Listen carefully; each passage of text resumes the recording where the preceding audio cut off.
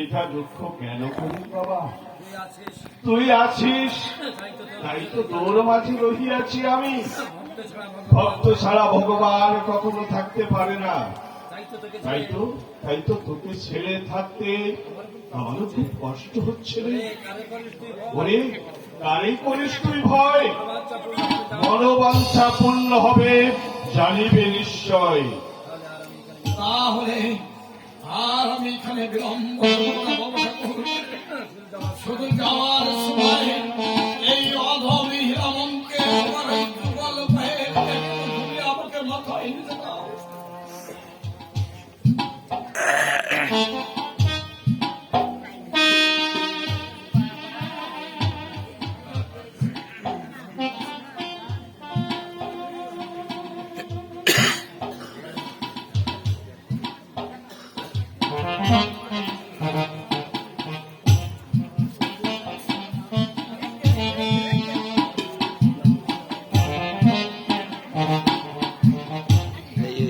চরণ বলে আমরা খালি কাজ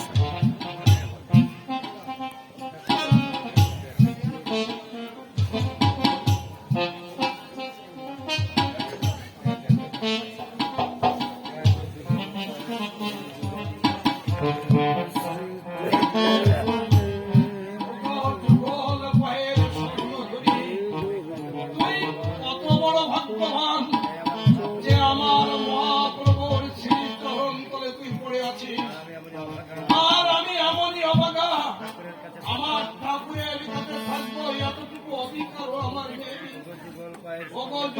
পায়ের স্বর্ণধনী, তাই তো তোকে মাথায় করে আমি তুলে দেবো গ্রামে গঞ্জে হুঙ্কার দিয়ে, আমার জীবনের শেষ শক্তি দিয়ে আমার মহাপ্রভুর নাম আমি এই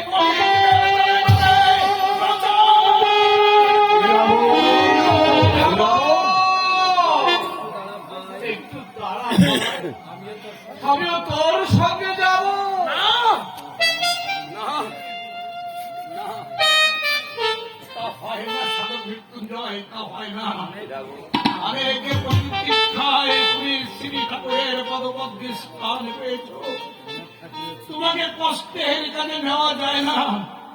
তোমার সাধক মৃত্যুঞ্জয়, আমার প্রতি তোমার যদি এতটুকু করুণা হয়ে থাকে, আমার সাধক মৃত্যুঞ্জয়, যেদিন আমার প্রবল লীলা কার্য শেষ হয়ে যাবে, যেদিন আমার চোখে আকারে নেমে আসবে, যেদিন আমি সব কিছু ওই জীবন যাওয়া কাটিয়ে দাঁড়াবো, আমার সাধক মৃত্যুঞ্জয়, সেদিন তুমি ঠাকুরকে একটু বলো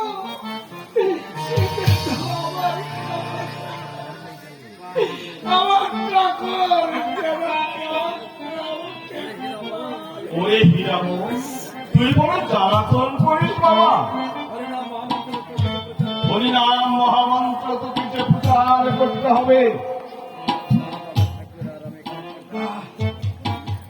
না বাবা ঠাকুর না, আর আমি এখানে বিলম্ব করব না, আর আমি এখানে বিলম্ব করব না। শুধু এইটুকু কৃপা তুমি আমাকে আমার শেষের দিনে, যেদিন আমার আয়ু চলে চলে যাবে, যেদিন এই বাবা সংসারে আমার পুত্র পরিবার আপন বলতে কেউ থাকবে না, যেদিন আমি নিশ্চয় ওই বাবা নবীর খাওয়া স্বামীকে দাঁড়াবো, বাবা নবীর স্বামী যেদিন তোমার চরণ ছবিতে